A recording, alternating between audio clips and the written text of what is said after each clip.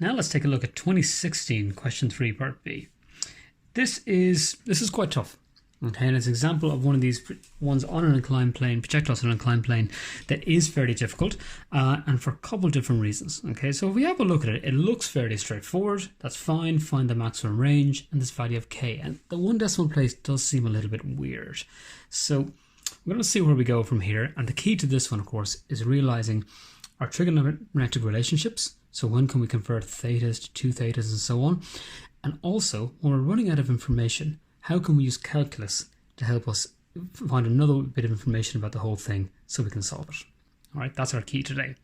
So what do we know? Well, we know it's shot upwards on an inclined plane, quite a steep plane this time, 60 degrees. I know that's not 60, but we don't really mind. And theta, okay, and shot up with u. Again, I always like to sketch out my gravity. Be good and do this in dotted lines this time. There we go. And that's 60 degrees for my plane. Just turn the whole thing around. And I there, of course, get minus g cos 60 and minus g sine 60. Now, there's probably an endless debate as to whether you solve these or don't solve them. I gotta say, I haven't come to a very firm leaning in this one. At the moment, I'm going to leave them in as cos 60s and sine 60s. It does make the maths a little bit bigger, but sometimes it can be easier to cancel stuff out. And if we ever flipped the relationship to tan, we'd see that as well. So, you know, not much, but I'm going to leave them like this for the moment. Okay, so what do we know? We're looking for the range, okay? So the range is SI when it lands. So therefore, T when Sj equals 0. So this one, you see this quite a lot. So we're going to go through our standard a little bit to find T, solve it back into here, and then see where we go. All right. And basically, we're going to get upset at that point. So let's start nice and gently and get some good marks. Sj, okay, and I'm just going to use S equals ut plus a half at squared. Nice little handy formula for this one. Okay, in the j direction. Now, list these out as a table if you need to. You might be getting comfortable enough to figure it out at this stage. That is going to be u sine theta. Okay, and remember my j direction is like this, my I direction is that. U sine theta t plus a half, and acceleration in j is going to be minus g cos 60 t squared. Okay, nothing too weird. That's fine. And that's, of course, equal to 0. So 0 is u sine theta t minus g cos 60 all over 2 t squared. So straight away we can see that one of the t's is going to be 0. That's the very beginning. We can knock that out. So I end up with g cos 60 all over 2 t is u sine theta. So t equals 2u sine theta all over g cos 60. And that's the kind of expression you'll see. We'll see this quite a lot, all right?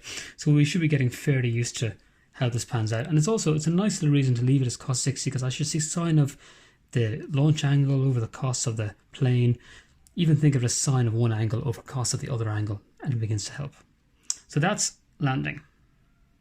Now, okay, step 2. Let's sub it in. So, sub in t to Sj equation.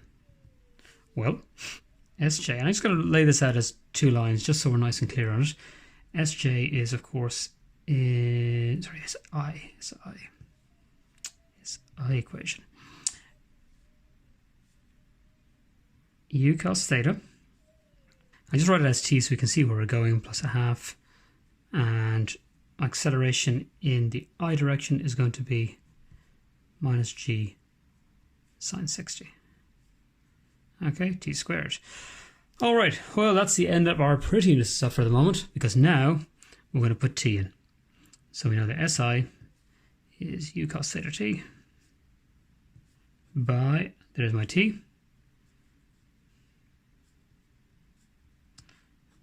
over g cos 60. So this is you know, once we're nice and careful, we'll sub everything in. It's going to get really ugly for a while, and then we'll deal with it. Now, we need to be careful here. G sine 60 all over 2. Okay, by t squared, so 2u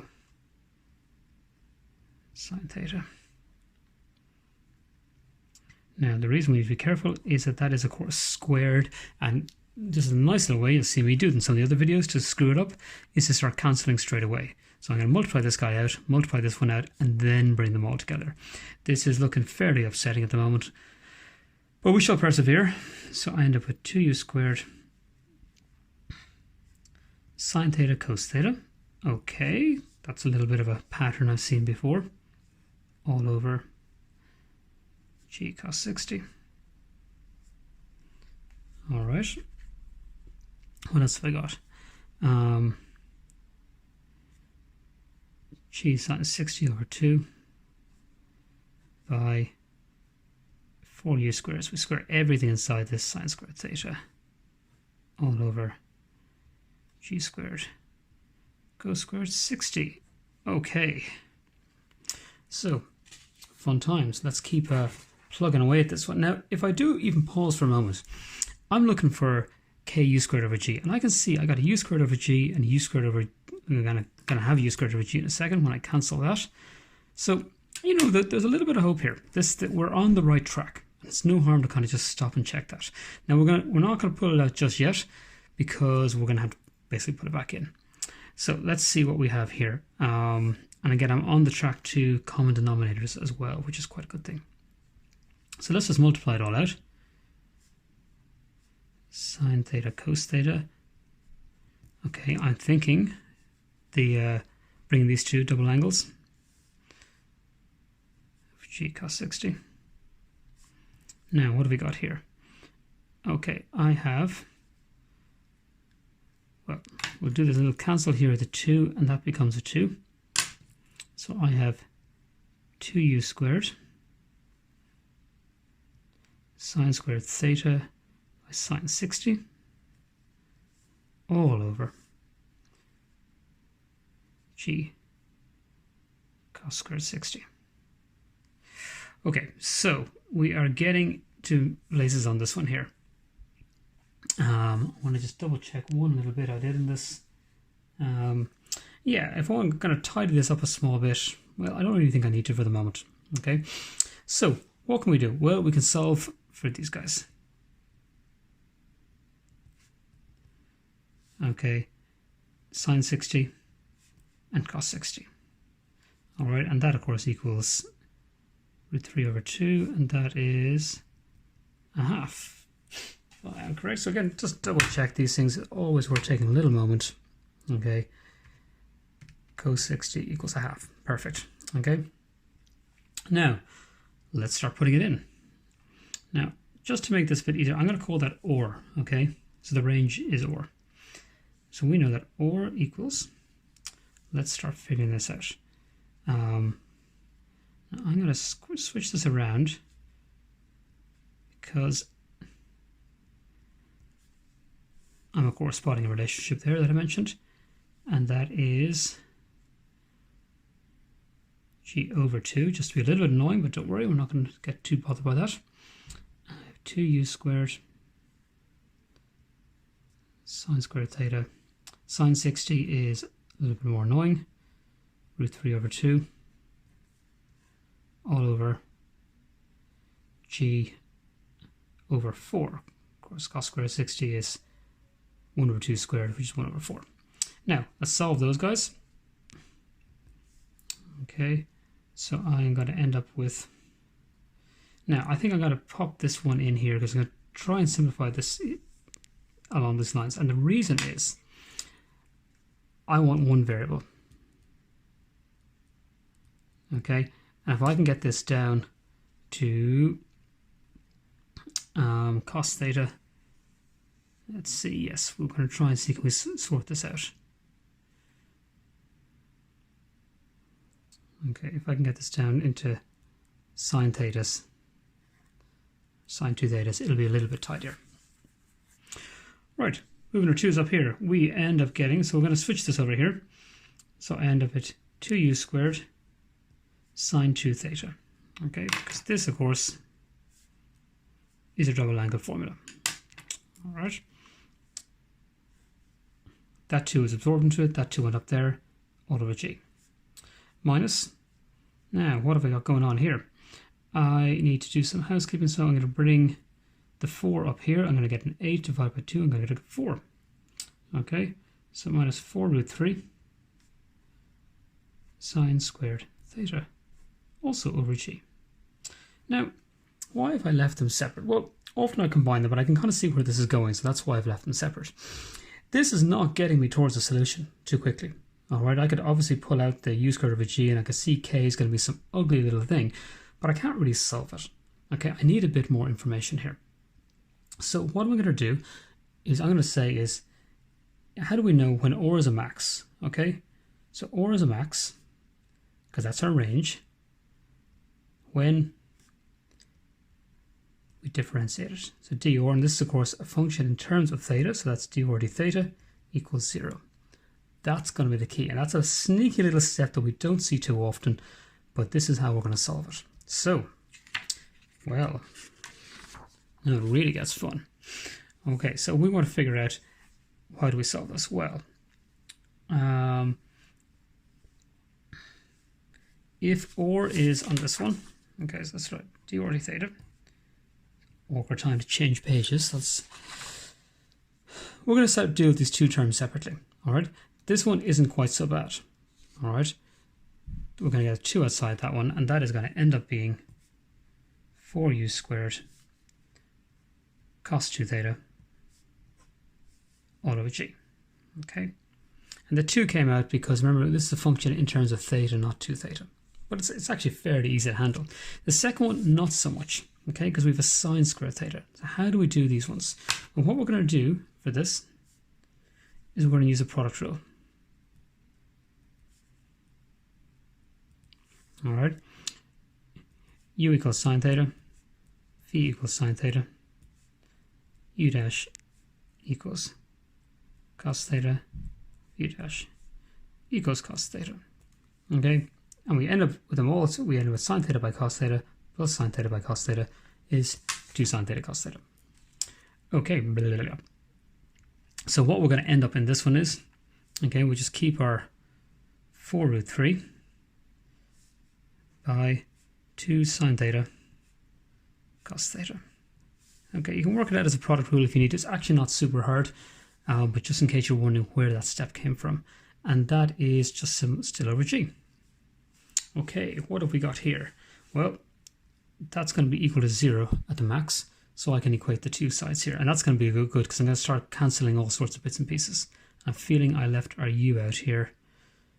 And yes, indeed, actually left it out there. U squared just didn't come from there to there. So we just put it back in, we squeeze it in here. Okay, so I know that 4 u squared cos 2 theta equals, we'll just multiply the 2 by the 4, 8 root 3 sine theta cos theta. As soon as I put the 8 root 3 in, I realize I shouldn't really have done that because, well, we'll go back and fix it over g. Why not? Have a think. 2 sine theta cos theta. Okay. In our double angle formula, there it is. That equals sine 2 theta. Not perfect. I prefer it equal cos 2 theta, but sine cos theta, I can solve this. So let's make it a bit easier.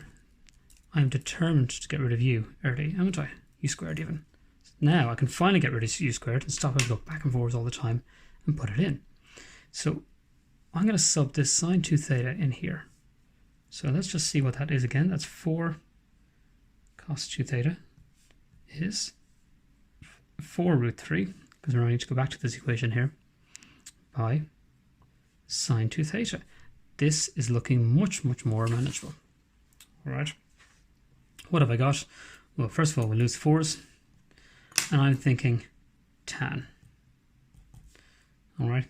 That's how we're going to solve this guy. Bring this over here, bring this over here. I end up with sine 2 theta over cos 2 theta, which of course is tan 2 theta.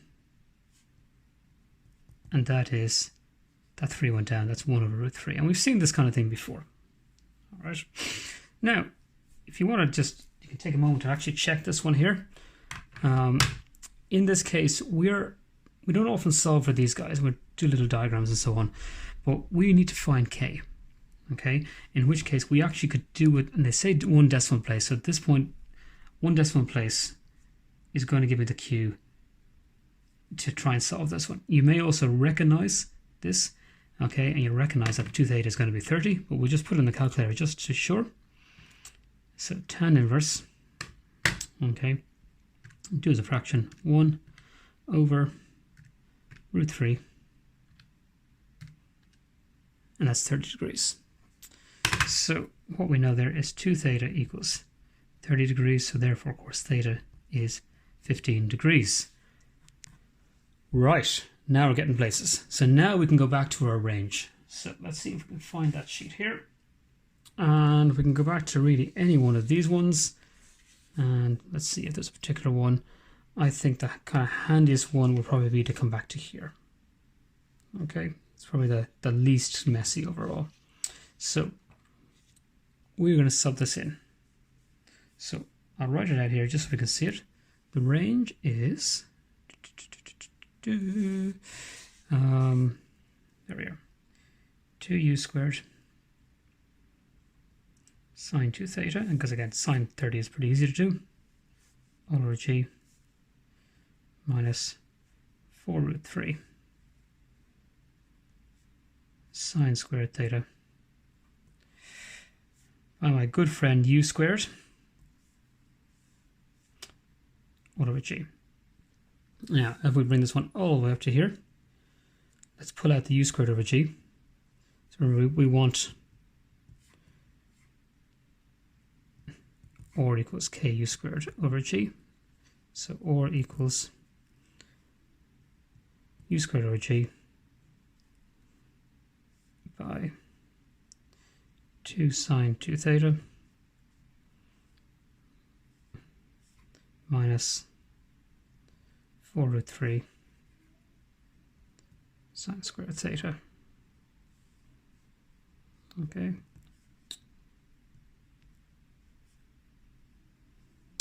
Now, it's 2 sine 30, remember theta equals 15, minus 4 root 3. Now, of sine 15 squared. Now that looks a little bit funky, but here's how we're going to deal with this one. Just do it in a calculator. Make sure we can see that there. There it is. Sine 15 degrees is that squared. Ta-da. So, u squared over g. Sine 30 is a half. Okay, check it if you want. So there is, of course, 2 by a half minus 4 root 3 by 2 minus root 3 all over 4. Well, this is going to get a little bit tighter. Goodbye.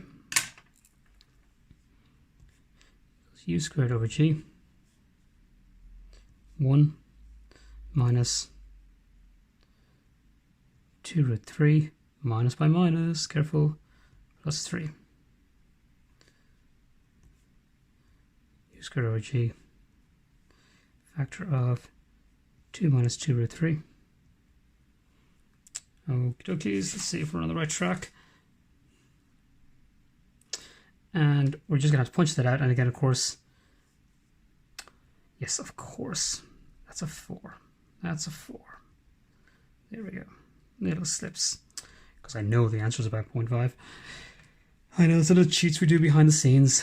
K minus 2 root 3 SD is 0.536.